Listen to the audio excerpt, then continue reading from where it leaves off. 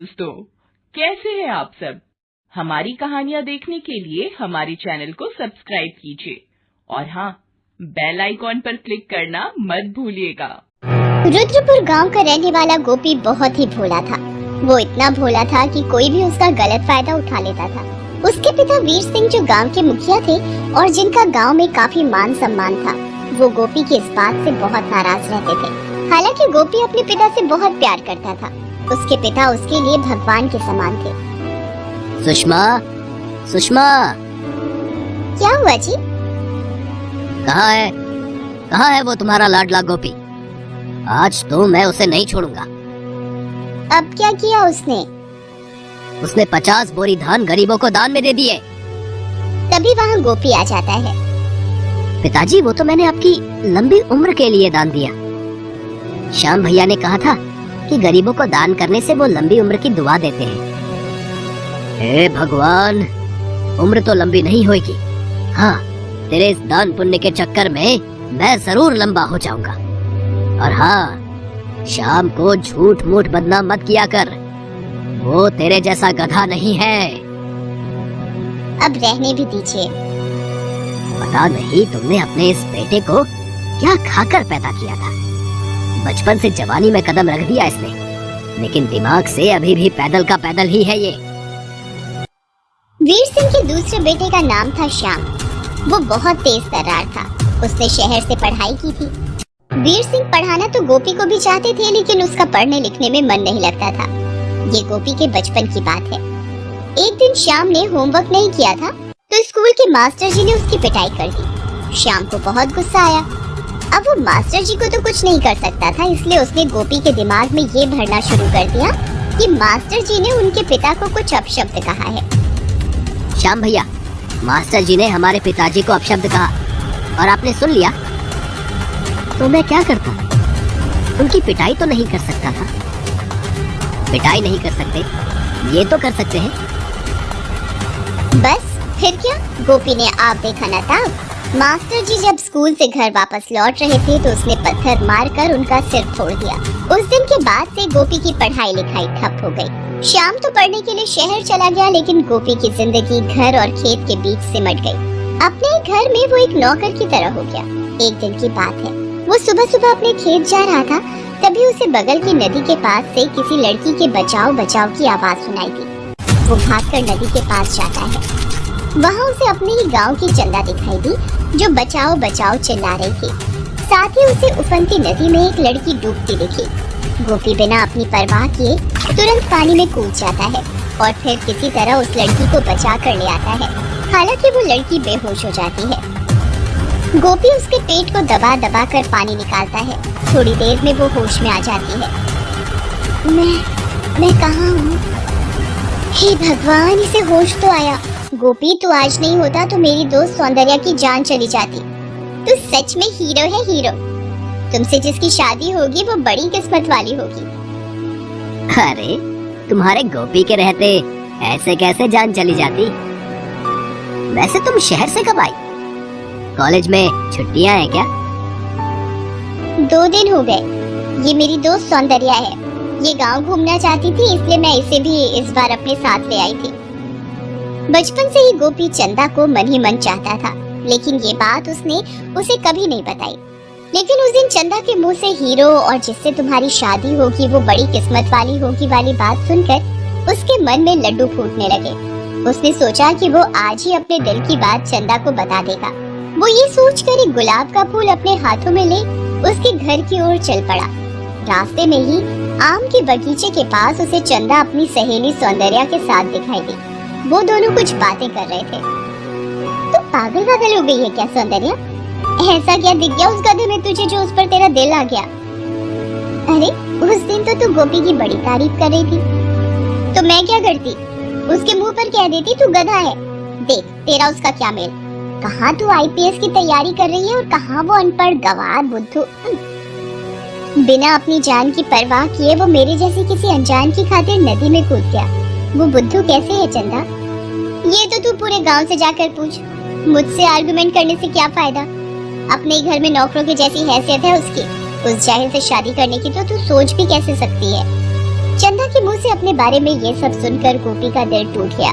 वो रोते हुए वहाँ से वापस चला गया। उसी शाम सौंदर्या और गोपी तालाब के किनारे बैठे हैं। देखिए सौंदर्या जी, मैं अनपढ़ आदमी हूँ। ये मेरा सौभाग्य है कि आपने मुझसे प्रेम का इजहार किया, लेकिन आपकी दुनिया मेरी दुनिया से बहुत अलग है। मैंने फैसला कर लिया है, मैं शादी करूंगी तो आपसे, नहीं तो नहीं करूंगी। गोपी ने सौंदर्या की बात का कोई जवाब नहीं दिया। कुछ दिनों बाद सौंदर्या अपने घर वापस लौट गई। इस बीच चंदा की शादी शहर के एक बड़े व्यापारी से तय हो गई। बेमन से ही, लेकिन गोपी उस विवाह में गया क्योंकि चंदा के पिता और वीर सिंह बहुत अच्छे दोस्त थे। वीर सिंह ने चंदा की शादी में आए मेहमानों की खातिरदारी की जिम्मेदारी गोपी को दे रखी थी। सौंदर्या भी इस शादी में अपने माँ पिता के साथ आई हुई थी। यहीं पर सौंदर्या ने अपने माँ बाप से गोपी के साथ शादी की इच्छा जताई। ये बात सुनकर उसकी माँ गुस्से में लाल हो गई।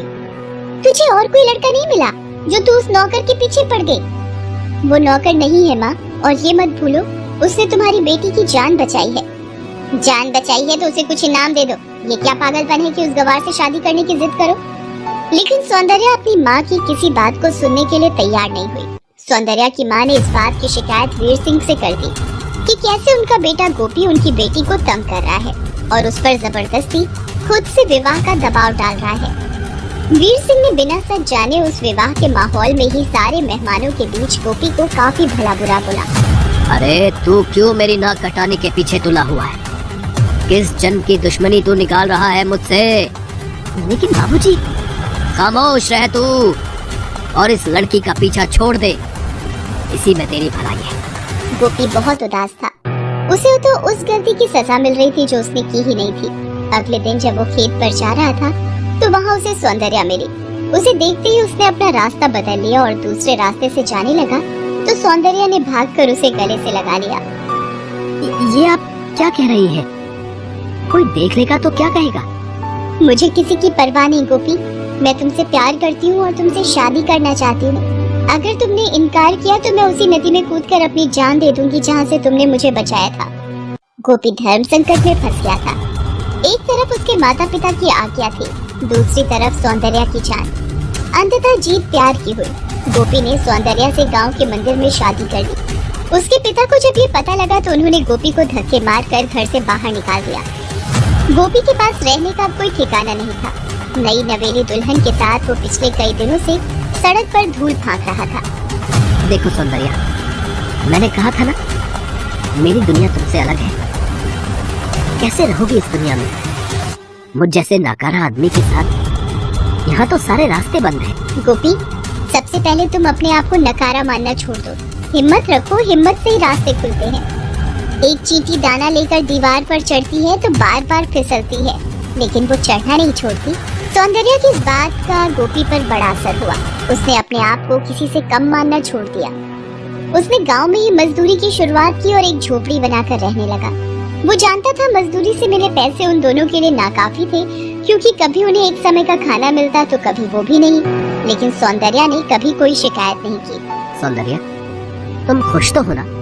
बहुत खुश हूँ, तुम्हारे जैसे पति जो मेरे पास हैं। लेकिन तुम्हारे सपने तो टूट गए ना मेरे साथ। कहाँ तुम्हें बड़ा अफसर बनना था, कहाँ तुम मेरे साथ इस झोपड़ी में अपना जीवन गुजार रही हो। इसलिए मैं चाहता हूँ कि तुम अपनी पढ़ाई फिर से शुरू करो। मैं और मेहनत करूंगा, खूब मेहनत करूंगा, दिन रात एक कर दूंगा, लेकिन तुम्हारे सपने को नहीं मरने दूंगा। गोपी खूब मेहनत करने लगा। सौंदर्या ने भी पढ़ाई शुरू कर दी। गोपी उसका पूरा ध्यान रखता। वो बाहर और घर दोनों काम संभालने लगा। इस बीच गोपी ने अपनी एक चाय की दुकान शुरू की। वो दुकान खूब चल निकली। फिर उसकी कमाई के पैसों से उसने एक सेकंड हैंड बस खरीदी। फिर तो उसने कभी पीछे मुड़कर नहीं देखा। एक बस से वो कब 40 बसों का मालिक बन गया उसे पता ही नहीं चला। तरक्की का सिलसिला यही नहीं रुका। उसने गांव में 2 चीनी की मिलें लगाई और शहर में भी कपड़े की एक मिल की शुरुआत की। इधर सौंदर्या की मेहनत का फल भी उसे मिल गया। क्या क्या कहा तुमने? आईपीएस की परीक्षा पास कर ली? मेरी बीवी पुलिस में हवलदार बन जाएगी अब। हवलदार नहीं, आईपीएस। कई सारे हवलदारों और इंस्पेक्टरों के अफसर। ये सब मेरे बाबूजी के आशीर्वाद का परिणाम है। काश मैं भागकर ये खुशखबरी उन्हें सुना पाता। इधर समय का चक्र घूमा। चंदा के पति को बिजनेस में बहुत नुकसान हुआ। वो दिवालिया हो गए। बैंक का लाखों का कर्ज माथे पर आ गया।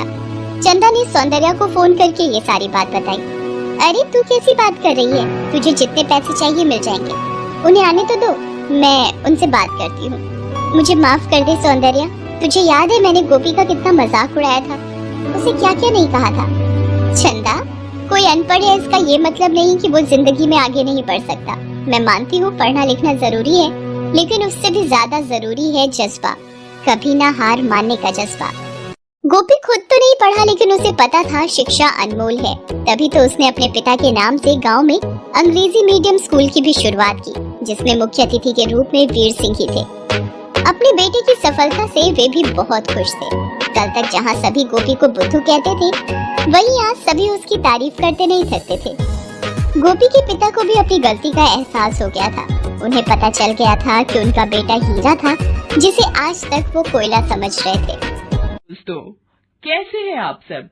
हमारी कहानियां देखने के लिए हमारे चैनल को सब्सक्राइब कीजिए और हाँ, बेल आइकॉन पर क्लिक करना मत भूलिएगा।